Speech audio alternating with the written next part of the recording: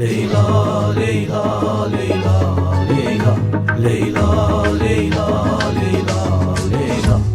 Susuz səhralardayam, dəliyəm, divanəyəm. Məni elə yandırmısan, qəlbi viranəyəm.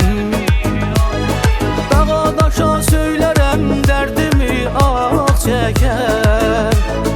Dolanaram başına, eşqinə pərvanəyəm.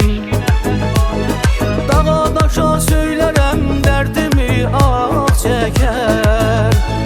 Dolanaram başına, eşqinə pərvanəyəm.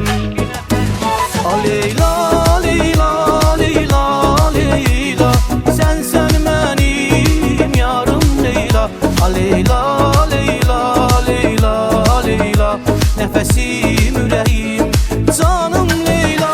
Leyla, Leyla, Leyla, Leyla, sənsən mənim yarım Leyla.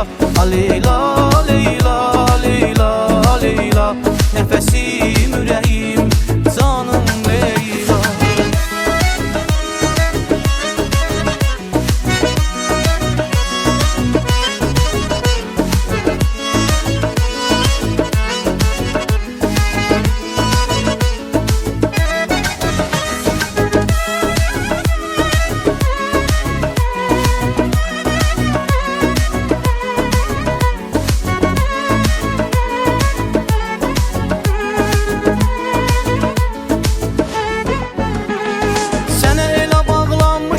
Məran ürəyimdəsən,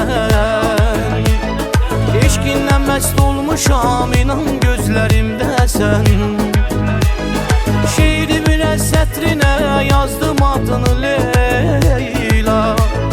Şirin kəlmələrdəsən, şirin nəğmələrdəsən.